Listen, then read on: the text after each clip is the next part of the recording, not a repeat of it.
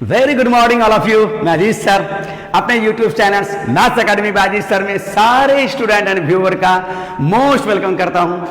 Dear, आज मैं mathematics के सिलेबस से हट के बट मैथ से ही जुड़ा हुआ कुछ बातें आपके साथ शेयर कर रहा हूं। पिछले 15-16 साल से मैं कई स्टेट्स के कई कोचिंग में मैं 11, 12 और इंजीनियरिंग प्रिपरेशन के लिए मैथ पढ़ाने का मुझे जो मौका मिला मैं पढ़ाया भी, और अपने कोचिंग की तरफ से कई जेएनवी में भी मुझे ये काम करने का मौका मिला और वहाँ भी अच्छी तरह मैंने किया। और लास्ट 7-8 साल से मैं खुद का मैथ्स एकेडमी के नाम से कोचिंग रन कर रहा हूँ और अपने कोचिंग में भी 11, 12 और इंजीनियरिंग प्रिपरेशन के लिए मैं पढ़ाता हूँ। इस पढ़ाने के क्रम में ड्यूरेशन में मैंने मैथ में बच्चों को जो कुछ सिखाया उसी क्रम में मैंने भी बहुत कुछ सीखा और सिलेबस से हट के बट मैथ से जुड़ा हुआ ही कुछ सीखा। उन्हीं बातों को मैं शेयर करता हूं। उम्मीद है कि आपको ये पसंद आएगा और आपके नॉलेज को ये बूस्टअप करेगा। बिना देर के मैं शुरू करता हूं। सहूलियत के लिए मैं इसे पॉइंट वाइज लिखा हूं सो दैट कि मैं अपनी बातों को आसानी से एक्सप्लेन कर सकूं और आपको भी ये बात आसानी से समझ में आ जाए। तो शुरुआत करता हूं। पहला पॉइंट, सबको पता है चाहे हिंदी मीडियम वाले हो इंग्लिश मीडियम वाले हो, सब लोग आज मैथमेटिक्स वर्ड ज्यादा यूज करते हैं। तो ये मैथमेटिक्स वर्ड कहां से शुरू हुआ? ग्रीक वर्ड के मैथेमा वर्ड से शुरू हुआ है, जिसे मैंने ग्रीक में भी लिख दिया है और जिसका मीन्स होता है नॉलेज और लर्निंग। तो मैथमेटिक्स मैथेमा वर्ड से शुरू हुआ, ग्रीक वर्ड के मैथेमा से, जिसका मतलब होता है ज्ञान या सीख। और याद कीजिए, जिस तरह से हम लोग हिंदी में 52 अक्षर होता है, लेटर होता है, इंग्लिश में ठीक उसका आधा 26 लेटर होता है और ग्रीक में ठीक उससे 2 कम 24 लेटर होता है, 24 अक्षर होता है। Alpha, beta, gamma, delta, epsilon, zeta, eta, theta, iota, kappa, lambda, mu, nu, xi, omicron, pi, rho, sigma, tau, upsilon, phi, chi, psi, omega, ये 24 लेटर। और उसी में से अगर एम के लिए म्यू, ए के लिए अल्फा, टी एच के लिए थीटा, ई के लिए ईटा और फिर एम के लिए म्यू और ए के लिए अल्फा, तो उसी मैथेमा को ग्रीक में अगर लिखा जाए तो होगा म्यू अल्फा थीटा ईटा म्यू अल्फा। तो ये मैथेमा है और जिसका मतलब होता है ज्ञान या सीख। और डियर, एक बात, ये मैथेमा वर्ड सबसे पहले या मैथमेटिक्स वर्ड किसने सबसे पहले यूज किया था? तो महान मैथमेटिशियन ग्रीक के पाइथागोरस। ग्रीक का वर्ड है तो ग्रीक ही मैथमेटिशियन रहा होगा, यूनानी मैथमेटिशियन ही रहा होगा। और वो पहला मैथमेटिशियन कौन था जिसने इस वर्ड को प्रचलन में लाया, प्रयोग में लाया और आज इसी को हम लोग यूज करते हैं? तो वो था पाइथागोरस। पाइथागोरस, ठीक है। ठीक, चलता हूं नेक्स्ट पॉइंट में डियर। सेकंड पॉइंट में, जैसा कि मैथमेटिक्स का हिंदी होता है गणित और हिंदी का अधिकांश शब्द संस्कृत से ही उत्पन्न हुआ है, संस्कृत से ही ड्राइव हुआ है। तो ये गणित संस्कृत शब्द के गणिथा से आया है और इस गणिथा का मूल शब्द है गणा, जिसका अर्थ होता है गणना करना। तो याद रखना है डियर, गणित संस्कृत शब्द के गणिथा से आया है, मूल शब्द गणा है जिसका अर्थ है गणना करना। ठीक है, थोड़ा तुलना कर लीजिएगा पहले से। चलता हूं नेक्स्ट पॉइंट में, तीसरा पॉइंट में, फादर ऑफ मैथमेटिक्स है ना, जिसे हिंदी में जनक बोलते हैं। और एक चीज याद रखना चाहिए, जिसे हम लोग जनक बोलते हैं, जनक। फादर या जनक एक्चुअली किसको बोलते हैं? जिसने मैथमेटिक्स में सबसे ज्यादा योगदान दिया, जिसने मैथमेटिक्स को सरल बनाया, जिसने मैथ के महत्व को दुनिया को समझाया, जिसने सिस्टमेटिकली कुछ लिखा और इसका क्रेडिट उसी को चले जाता है और उस सब्जेक्ट का वो जनक या फादर कहलाता है। और ऐसा नहीं था कि आर्किमिडीज के पहले दुनिया में मैथ नहीं था या लोग एकदम बेवकूफ थे, कुछ नहीं आता था, ऐसा नहीं है। जिसने सरल बनाया, उसके महत्व को समझाया और जो सबसे ज्यादा योगदान दिया, उसके चलते उसका क्रेडिट उसे चले जाता है। सो फादर ऑफ मैथमेटिक्स हम आर्किमिडीज बोलते हैं, ये वर्ल्ड लेवल में हुआ और इंडिया में ही ऐसा देने वाला, मैथ में सबसे ज्यादा योगदान देने वाला, मैथ को सरल बनाने वाला, मैथ के महत्व को समझाने वाला, ऐसा था हमारा आर्यभट्ट। तो ये आर्किमिडीज भी वहीं के थे जहां के पाइथागोरस थे। ये ग्रीक और ये इंडियन थे।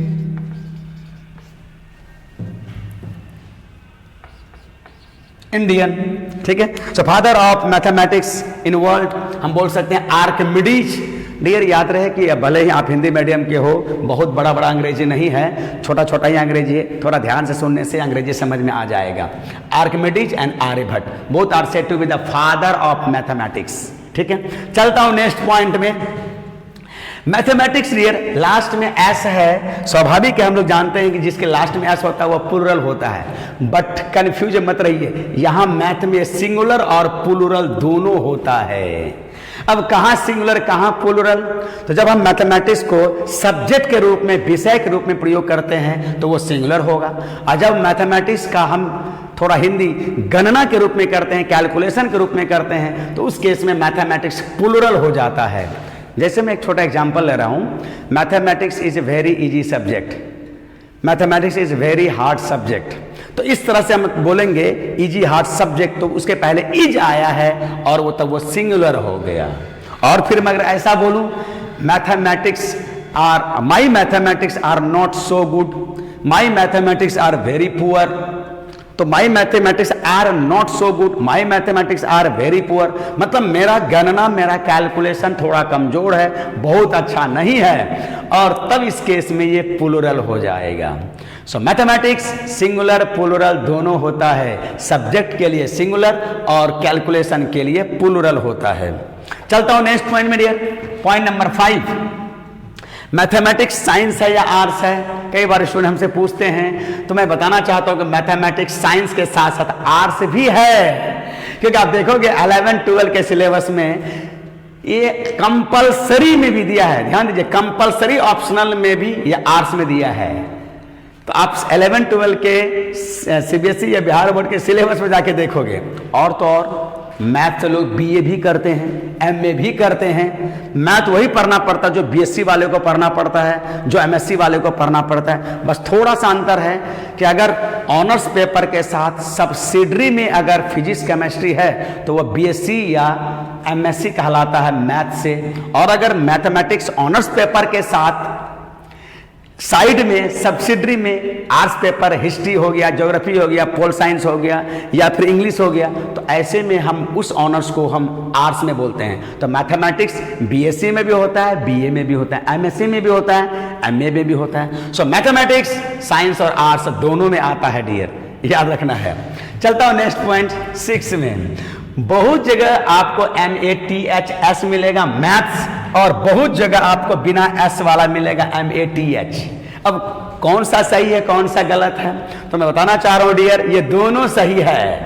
MATHS मैथ्स और MATH मैथ, ये भी सही है, और ये मैथ्स ब्रिटिश शॉर्ट फॉर्म है और ये मैथ अमेरिकन शॉर्ट फॉर्म है। होता ऐसा है कि हमारे इंडिया में किसने शासन किया, किसने रूल किया, तो हमारे इंडिया में ब्रिटिश वालों ने रूल किया, अंग्रेजों ने शासन किया, तो इंडिया में तो ब्रिटिश अंग्रेजी ही बोला जाता है, इसलिए मैथमेटिक्स देखोगे इंडिया में शॉर्ट में अगर लिखा जाता है तो मैथ्स लिखा जाता है, और जो लोग मैथ लिखते हैं इसका मतलब अमेरिकन अंग्रेजी लिख रहे हैं। तो दोनों सही है, बट मोस्टली इंडियन मैथ से लिखते हैं जो ब्रिटिश शॉर्ट फॉर्म है, क्योंकि ब्रिटिश लोगों ने यहां रूल किया था। सो बोथ आर राइट, ठीक है डियर। हाँ, चलता हूं नेक्स्ट पॉइंट।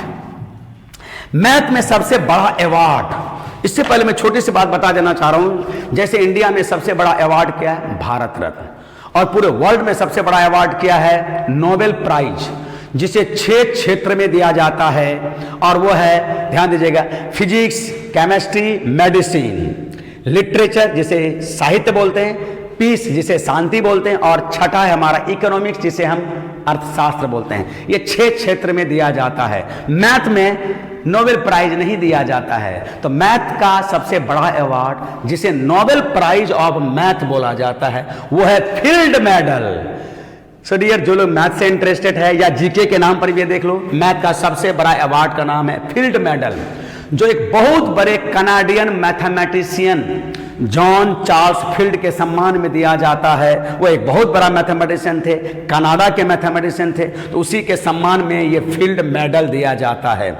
और एक्स्ट्रा बात क्या है डियर, कि ये अवार्ड 4 साल पर दिया जाता, हर 4 साल पर, और इतना ही नहीं 40 साल से बिलो एज वाले को दिया जाता है।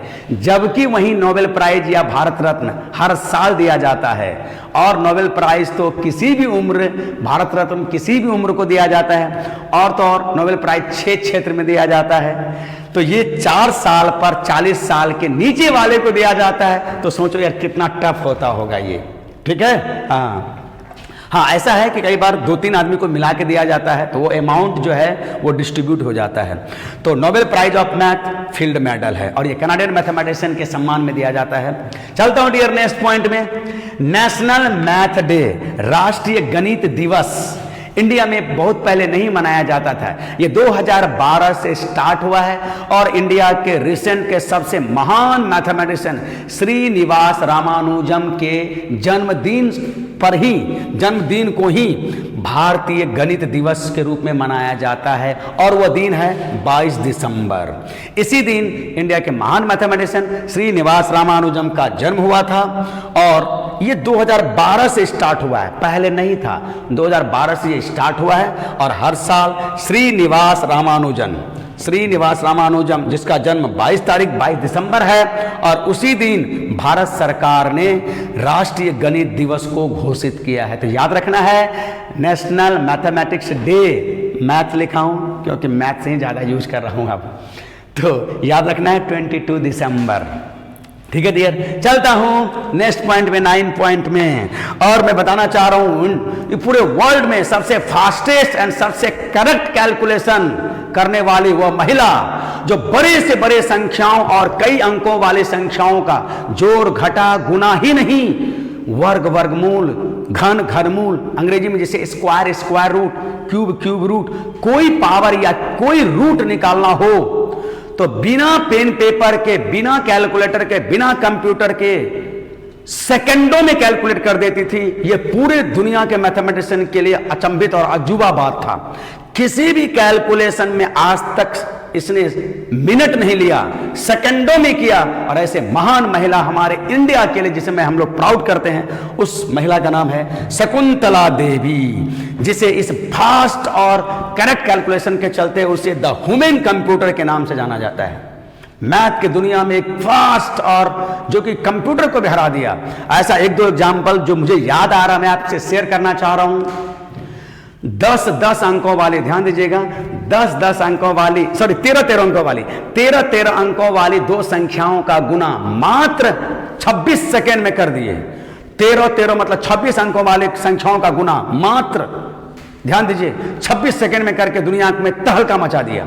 और अमेरिका में जब इसका मुकाबला कंप्यूटर से हुआ, डलास के किसी यूनिवर्सिटी में जब इसका मुकाबला यूनिवैक कंप्यूटर से हुआ, तो वहां पर ये 201 अंकों वाली संख्याओं का 23वां रूट 50 सेकेंड में निकाल करके पूरे दुनिया में तहलका मचा दिया। और उस समय जो सुपर कंप्यूटर था यूनिवैक, उसको 12 सेकेंड के अंतर से पराजित कर दी।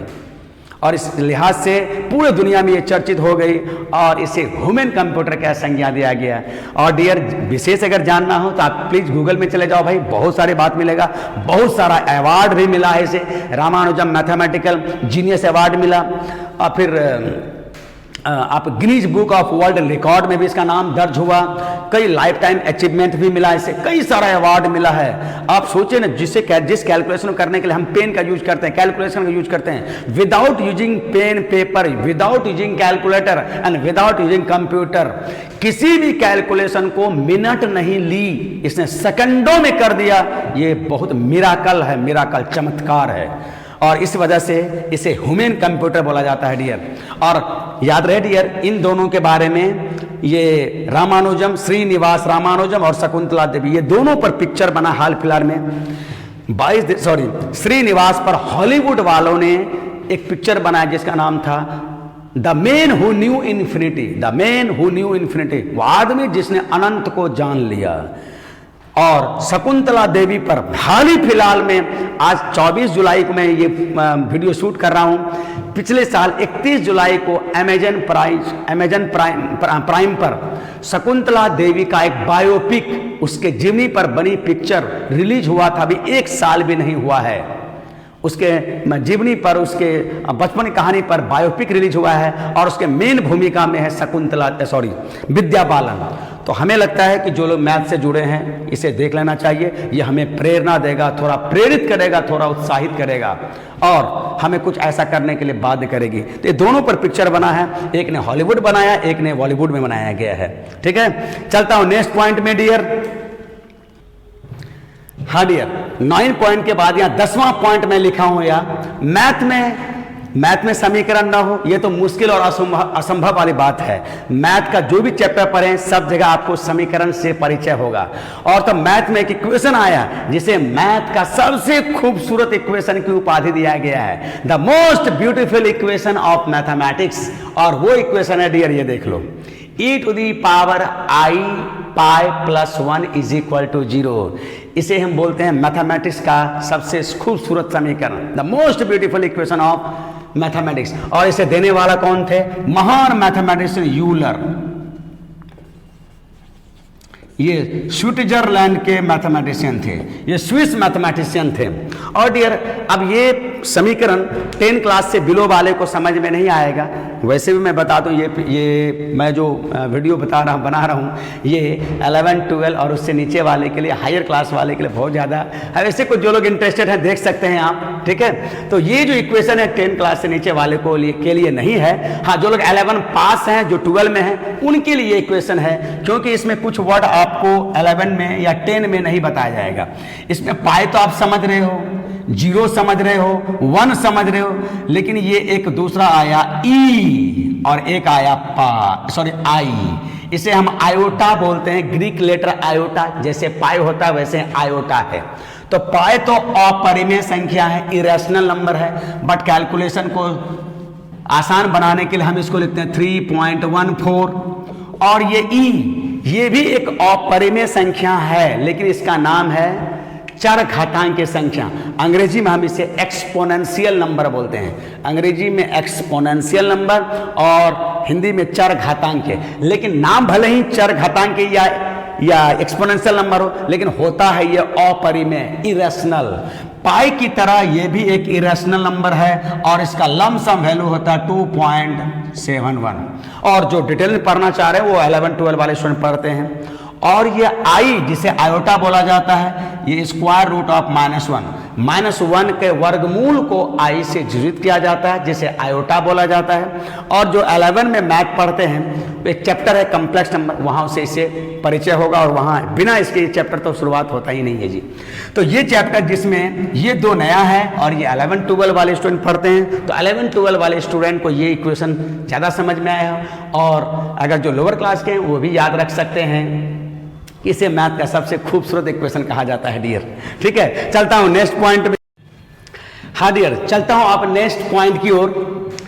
अब जो नेक्स्ट पॉइंट में है, इंडिया या फिर बाहर के फॉरेनर के मैथमेटिशियन ने मैथ के बारे में क्या क्या बोला है।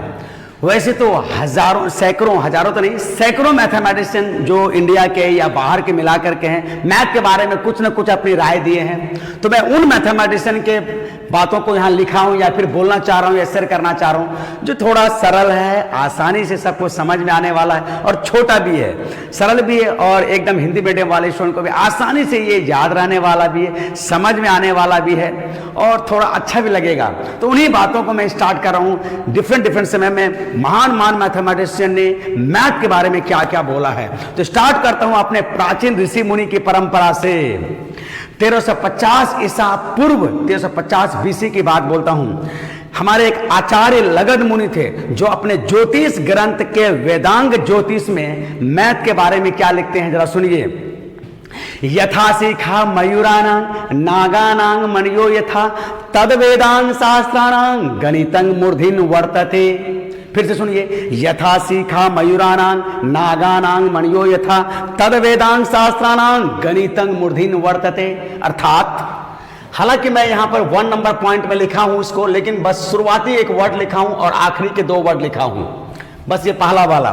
अर्थात क्या हुआ, जिस तरह से मोरों में पिकॉक, मोरों में शिखा, मोरों में जो एक होता है फूल जैसा, जिस तरह से पिकॉक में सीखा और नागों में, स्नेक में मणि का स्थान सबसे ऊपर होता है। जिस तरह से मौरों में सीखा और नागों में मणि का स्थान सबसे ऊपर होता है, तद वेदांग शास्त्रांग, उसी प्रकार वेदांग और शास्त्र में गणित का स्थान सबसे ऊपर होता है।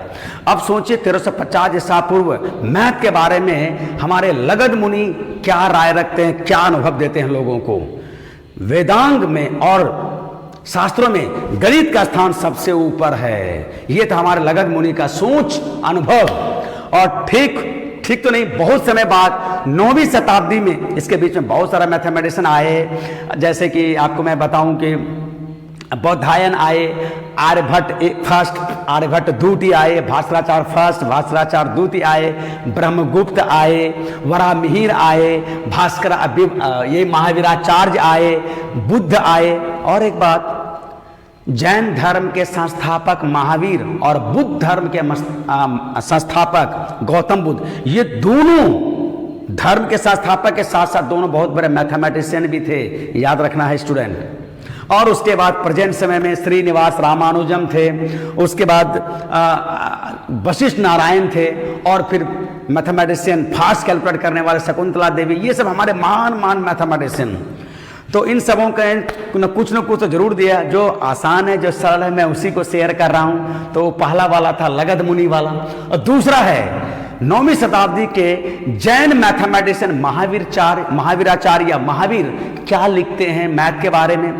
लिखते हैं, सुनिएगा, बहुवी प्रलापे किम त्रयलोके सौचराचरे यद किंचित वस्तु तत्सवर गणितेन बिना नाही। बहुवी प्रलापे किम त्रयलोके सौचराचे यद किंचित वस्तु तत्सवर गणितेन बिना नाही। ये मैं पहला वर्ड लिखा हूं और आखिरी वर्ड लिखा हूं। क्या मतलब हुआ इसका? बहुत प्रलाप करने से क्या फायदा?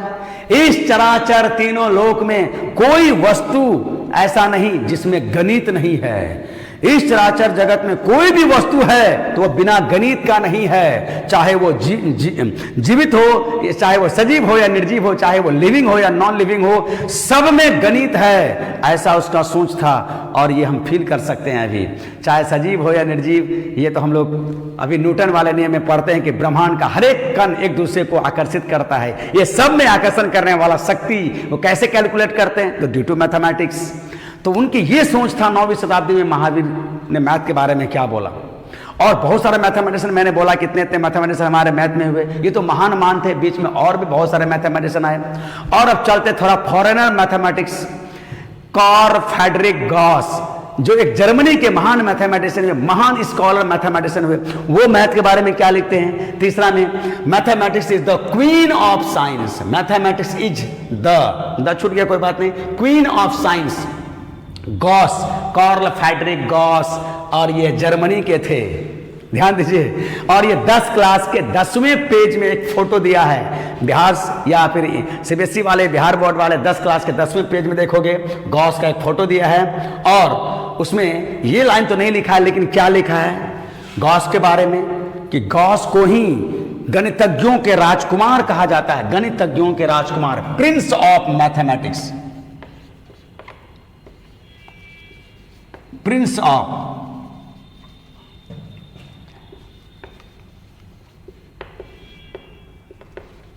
मैथमेटिशियन, प्रिंस ऑफ मैथमेटिशियन, गणितज्ञों के राजकुमार। तो कार्ल फ्रेडरिक को कहा जाता है गणितज्ञों के राजकुमार, और उसने गणित के बारे में बोला गणित विज्ञान की रानी है। ध्यान दीजिए, उसके बारे में बोला गणितज्ञों के राजकुमार, और गॉस ने गणित के बारे में बोला गणित विज्ञान की रानी है। आप समझिए। और 10 क्लास के 10वें पेज में भी ये बातें लिखा हुआ है।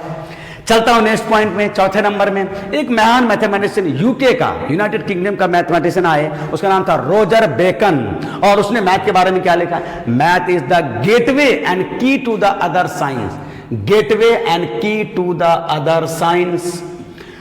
अदर साइंस के लिए मैथ गेटवे और की है। गेटवे का मतलब होता है मुख्य द्वार, की का मतलब होता है चाबी। तो जरा सोचिए, रोजर बेकन बोलते हैं दूसरे साइंस के लिए, दूसरे विज्ञान के लिए मैथ मुख्य द्वार है, और उतना ही नहीं, उसकी चाबी भी है। मुख्य द्वार और उसकी चाबी भी है। मैथ को छोड़ के जो भी विज्ञान है, मैथ उसका मुख्य द्वार है और उसकी चाबी भी है। ये था रोजर बेकन का कहना। चलते नेक्स्ट मैथमेटिशियन, 5वें नंबर में ये लॉर्ड केल्विन जो इंग्लैंड के थे, लॉर्ड केल्विन, समझ रहे हो, एक तरह से लॉर्ड, वो बोलते हैं mathematics is the only good metaphysics, mathematics is the only good metaphysics. ऐसे में छोड़ दिया हूं, वैसे गलत नहीं है, ठीक है। अब मेटाफिजिक्स का मतलब क्या होता है? मेटाफिजिक्स इसका मतलब होता है अध्यात्म विज्ञान, ध्यान दीजिएगा, अध्यात्म विज्ञान या आत्मज्ञान या तत्व मीमांसा। अब बताइए लॉर्ड कैल्विन का क्या कहना है? मैथ ही केवल अध्यात्म विज्ञान है, मैथ ही केवल अच्छा अध्यात्म विज्ञान है। ये देखिए क्या बोलता है, मेटाफिजिक्स, अध्यात्म विज्ञान बोलिए, अध्यात्म साइंस बोलिए, अध्यात्म नॉलेज बोलिए, जो भी बोलिए, वो बोलते हैं मैथ ही अध्यात्म विज्ञान, और वो भी गुड, केवल अच्छा अध्यात्म विज्ञान है। ऐसा ऐसा प्रिपरेशन का यूज करते हैं वो, ठीक है। चलता हूं नेक्स्ट पॉइंट में, और ये है हमारा mathematics is more general than other science या physical science. Mathematics is more general, बहुत व्यापक, देन फिजिकल साइंस, भौतिक विज्ञान से कहीं जनरल है, कहीं ज्यादा व्यापक है मैथ। ऐसा बोलना है स्टुअर्ट मिल का। स्टुअर्ट बोल ने क्या बोला? स्टुअर्ट मिल ने क्या बोला? भौतिक साइंस से कहीं व्यापक है मैथ। अब सोचिए ये सब मैथमेटिक्स, ये मैं वो सब लिया हूं जो थोड़ा आसान है, जो सबके समझ में आएगा और वो भी याद रख सकते हैं, अदरवाइज ऐसा तो सैकड़ों मैथमेटिशियन है। चलता हूं नेक्स्ट मैथमेटिशियन के पास। एक मैथमेटिशियन है चार्ल्स हर्मिट, वो बोलते हैं we are servant rather than master in mathematics. Mathematics में हम मास्टर के बजाय हम उसके नौकर हैं, मैथ के मास्टर के बजाय हम मैथ के नौकर हैं। ऐसा है चार्ल्स हर्मिट का कहना, ठीक है। ये भी मैथमेटिशियन इंग्लैंड के ही थे, और ऐसा ऐसा करके ढेरों सारे मैथमेटिशियन है। और प्रेजेंट में हमारे एक महान फिजिसिस्ट, भौतिकवेत्ता जो अभी भी हैं, और अच्छा खासा नाम है उनका पूरे इंडिया में, और उसका किताब 11-12 में चलता है, कंसेप्ट ऑफ फिजिक्स के नाम से हम लोगों ने भी पढ़ा 11-12 में और इंजीनियरिंग प्रिपरेशन में। और वो है H.C. वर्मा, हरीशचंद्र वर्मा, और उन्होंने 11-12 में कंसेप्ट ऑफ फिजिक्स के नाम से वॉल्यूम 1 वॉल्यूम 2 लिखे हैं। फर्स्ट वॉल्यूम के पहले ही पेज में वो लिखते हैं mathematics is the language of physics. अब सोचे मैथमेटिक्स फिजिक्स की भाषा है। ये तो फिजिक्स पढ़ने वाले से पूछा जाए तो बिना मैथ के तो हम फिजिक्स पढ़ नहीं सकते हैं। एक दो ही चैप्टर कुछ ऐसा है जहाँ पर फिजिक्स का, सॉरी, जहाँ पर मैथ का बहुत कम यूज है, अदरवाइज सारे फिजिक्स के हर एक चैप्टर में हम मैथ का यूज करते हैं। और केमिस्ट्री के पूरा फिजिकल केमिस्ट्री में, यहाँ तक कि थोड़ा बहुत ऑर्गेनिक में, थोड़ा बहुत इनऑर्गेनिक में हम मैथ का यूज करते ही करते हैं। तो देखिए क्या लिखते हैं, mathematics the language of physics, ठीक है। ऐसा ऐसा ढेर है, मैंने उसी सबको लिखा है जो सरल है, संक्षिप्त है और आसानी से याद रखा जा सकता है, शेयर किया जा सकता है। और अब देखिए एक महान सम्राट, राजा सम्राट होने के बाद भी उसकी मैथ में क्या राय है, और वो थे नेपोलियन बोनापार्ट जो फ्रांस के थे। वो बोलते हैं कि जिस देश का गणित सबसे ज्यादा विकसित होगा वो देश उतना ही ज्यादा विकसित होगा। मतलब गणित और देश के विकास का घनिष्ठ संबंध है। जिस देश का गणित मैथमेटिक्स अच्छा होगा वो देश उतना ही डेवलप होगा। गणित का विकास का देश के विकास के साथ घनिष्ठ संबंध, ऐसा कहना है नेपोलियन बोनापार्ट का, डियर, ठीक। हाँ डियर, अब चलता हूं नेक्स्ट पॉइंट की ओर, पॉइंट नंबर 12। इसके पहले 11 पॉइंट था और ये 12, और टोटल मैं 12 ही पॉइंट बनाए हूँ, ये आखिरी पॉइंट है। और ऐसे भी डियर मैं ये वीडियो जीरो क्लास से लेकर, जीरो तो नहीं बोलना चाहिए, 5 क्लास से लेकर 12 क्लास तक के स्टूडेंट के लिए ही बनाया है, इसलिए 12 पॉइंट दिया है। वैसे ये इससे हायर क्लास के स्टूडेंट को भी ये बहुत खराब नहीं लगेगा, बहुत बोरिंग नहीं है, कुछ ना कुछ इसके जानकारी को जरूर इंक्रीमेंट करेगा। तो चलिए 12 पॉइंट में, लेकिन इसके पहले हमने क्या देखा 11 नंबर पॉइंट में, डिफरेंट मैथमेटिशियन ने मैथ के बारे में अपनी क्या राय, क्या व्यू और क्या अनुभव दिए हैं। और अपनी राय देने के बाद सबने अपना अपना डेफिनेशन दिया है। तो यहां मैं मैथमेटिक्स का डेफिनेशन ले रहा हूं। इन सबों में जो सबसे हमें आसान, सबसे छोटा और आसानी से शेयर करने वाला, आप भी आसानी से इसको याद रख सकते हैं, वो डेफिनेशन हमें गूगल का लगा, जो बहुत छोटा और आसान से परिभाषा दिया गया है मैथमेटिक्स का डेफिनेशन। जो पहला पॉइंट है, it is the study of number, quantity and shape, संख्याओं, मात्राओं और आकारों का अध्ययन। संख्याओं, मात्राओं और आकारों का अध्ययन ही हमारा मैथमेटिक्स कहलाता है। अब देखिए ना, मैथमेटिक्स में तो पूरा संख्या ही है, 2, 4, 5 ये सबको जोड़िए, घटाइए, वर्गमूल लीजिए, बड़ा बड़ा संख्या 2 अंकों वाली, 3 अंकों वाली, 10 अंकों वाली संख्या लीजिए, जोड़िए, घटाइए, गुना कीजिए, या कुछ पावर दीजिए, वर्गमूल लीजिए, कुछ और डिफरेंट तरह का आप मैथमेटिक्स कीजिए, उसमें कैलकुलेशन कीजिए, ये संख्या ही तो है। लेकिन अगर उसमें हम यूनिट लगा दें, 2 metre, 2 metre square, 2 metre cube, तो एक लंबाई होगा, एक क्षेत्रफल होगा, एक आयतन होगा। 2 मीटर पर सेकेंड, तो ये हमारा डिस्टेंस हो गया। 2 न्यूटन फोर्स, ये हमारा एक फोर्स हो गया, है ना। इस तरह से हम अगर क्वांटिटी लगा दे, या 2 केजी चावल, 2 लीटर दूध, है ना, इस तरह से हम वजन में 2 केजी, 2 लीटर, या 2 मीटर, या फिर 2 सेकेंड, ये अगर यूनिट लगा देते हैं संख्याओं के साथ, वही तो हमारा क्वांटिटी हो जाएगा, वही तो हमारा मात्रा होगा। तो संख्या बिना यूनिट का, और यूनिट लगा देंगे तो हमारा क्वांटिटी हो जाएगा। और शेप, एक तो अध्याय होता है, एक चैप्टर ही होता है ना, एक पार्ट ही है मैथ का, एक ब्रांच ही है, क्षेत्रमिति, मेंसुरेशन जिसको बोलते हैं। वहाँ पर तो हम इसी तरह का शेप का ही स्टडी करते हैं, जिसमें हम पेरीमीटर निकालते हैं, जिसमें हम एरिया निकालते हैं, जिसमें हम वॉल्यूम निकालते हैं। और वो या तो कभी त्रिभुजाकार होगा, या वृत्ताकार, या आयताकार, या वर्गाकार, या गोलाकार, या शंक्वाकार, या बेलनाकार, ऐसा करके होता है। अंग्रेजी में बोले तो ट्रायंगुलर, सर्कुलर, रेक्टेंगुलर, या फिर हम लोग 3 डायमेंशन में बोले क्यूब, क्यूबायड, सिलिंड्रिकल, स्फेरिकल, कोनिकल, ऐसा करके हम लोग या तो उसका वॉल्यूम निकालते हैं, या फिर एरिया निकालते हैं, और कई बार हम उसके पेरीमीटर भी निकालते हैं। यही सब तो स्टडी करते हैं हम लोग मैथ में। संख्याओं का, मात्राओं का और आकारों का अध्ययन ही क्या है? गणित है। ये छोटा और सरल डेफिनेशन है जो सबके लिए समझ में आएगा और आसानी से हम लोग याद रख के शेयर भी कर सकते हैं। चलते हम लोग एक संस्कृत के डेफिनेशन में। संस्कृत में जो डेफिनेशन दिया गया है वो देखिए मैं लिख के रखा हूं, और यहाँ पहला और आखिरी वर्ड दिया हूं। क्या लिखते हैं सुनिएगा। गण्यते संख्यायते तद गणितम तद प्रतिपादकत्वेन तत्संग शास्त्रं उच्यते। उच्यते देखिए, गण्यते संख्यायते तद गणितम, जो गणना करता है वो गणित कहलाता है। तद प्रतिपादकत्वेन तत्संग शास्त्रं उच्यते, जो इस गणना का, जो इस गणित का आधार है, विज्ञान है, वो भी गणित है। जो गणना करता है वह गणित है, और जो इस गणित का आधार या विज्ञान है वो भी एक गणित है। ऐसा संस्कृत के श्लोक में ऐसा कहा गया है। यह है गणित का डेफिनेशन। डियर, मैं भी पिछले 15-16 साल से मैथ पढ़ा रहा हूं। मुझे जो अनुभव हुआ है मैथ का, मैं वो आपके साथ शेयर करना चाह रहा हूं। आपको अच्छा लगे तो जरूर कमेंट कीजिएगा। अब देखिए, तो जिंदगी में हवा, पानी और भोजन, ये 3 बेसिक नेसेसिटी है, बेसिक इसेंशियल है, जिसे हमें चाहिए ही चाहिए, और कुछ मिले या ना मिले। हवा, पानी, भोजन, इन तीनों को अगर छोड़ दिया जाए तो मनुष्य सामाजिक प्राणी, पारिवारिक प्राणी, और आसपास में अपने आप का महत्व बनाए रखना, अपने आप को एक प्रतिष्ठित आदि बनाए रखना, अपने आप का वैल्यू स्थापित करने के लिए आपको भाषा आना चाहिए, बोल चाल वाली भाषा आना चाहिए। आप गूंगा हो या स्पष्ट नहीं बोल पाते हो, शब्दों का चयन ढंग से नहीं कर पाते हो, तो आपका वैल्यू, आपका सम्मान, आपका रिगार्ड अपने परिवार, अपने संबंधी और समाज में नहीं होगा। तो ये हवा, पानी, भोजन के बाद भाषा, लैंग्वेज, और उसके बाद जो इंपॉर्टेंट है वो है मैथमेटिक्स।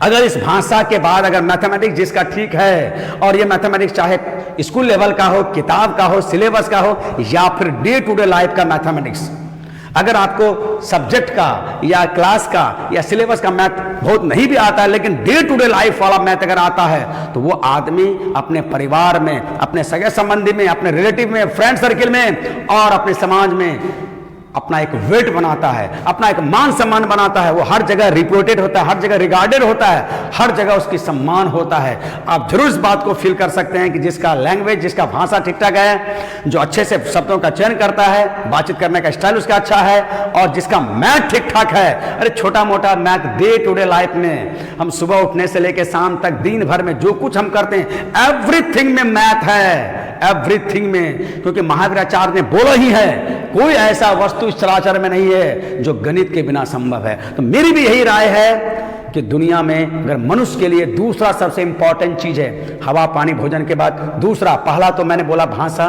दूसरा जो सबसे इंपॉर्टेंट चीज है वो है मैथ। आप इस बात को फील कर सकते हैं, अनुभव कर सकते हैं और बहुत आसानी से अनुभव कर सकते हैं। डे टू डे लाइफ का जो मैथ होता है, हम अपने घर गृहस्थी से लेकर के, काम काज से लेकर के, मशीनरी सामान से लेकर के, मैन्युफैक्चरिंग से लेकर के, जो भी काम हम करते हैं, चाहे हमारा इलेक्ट्रॉनिक काम हो या इलेक्ट्रॉनिक्स काम हो या कंप्यूटर वाला काम हो या बड़ा बड़ा जेट हो, बड़ा बड़ा ट्रक हो या फिर बड़ा बड़ा ट्रेन हो या रॉकेट हो या फिर इलेक्ट्रॉनिक सामान हो, जो भी है सब में मैथ है। सो मैथमेटिक्स ये सब तो बड़ा बड़ा हुआ, लेकिन मैं कहता हूं कि डे टू डे लाइफ वाला जिसका मैथ है वो हर जगह सम्मानित होगा, हर जगह रिगार्ड होगा उसका, हर जगह उसका वेट बनेगा। सो बहुत बोल्डली मैं बोल सकता हूं, mathematics is the second important thing of the life.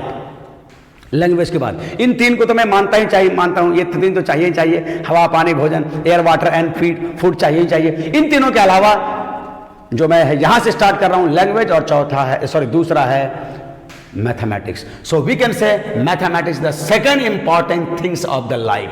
ये मेरी अपनी राय है। डियर स्टूडेंट एंड व्यूअर, आपको ये कैसा लगा मेरी राय, मेरा वीडियो, आप जरूर कमेंट कीजिए, जरूर अच्छा लगे तो कुछ शेयर कीजिए और सब्सक्राइब कीजिए, और कुछ खराब लगे तो मैं भी सीखना चाहता हूं। मनुष्य मरते दम तक सीखता है। अगर कुछ आपको सजेस्ट करना है, कुछ कमेंट करना है, कुछ एडवाइस देना है तो जरूर आप व्हाट्सएप नंबर पर शेयर कीजिए, हमें लिखिए, और सारी बात मैं आप पर छोड़ता हूं। इसी तरह का वीडियो मैं बनाता रहूंगा और आपसे 11 का वीडियो मैं बना के अपलोड करूंगा, 12 का तो मैं डाल ही रहा हूं, ठीक है, maths academy by Ajit sir के नाम से।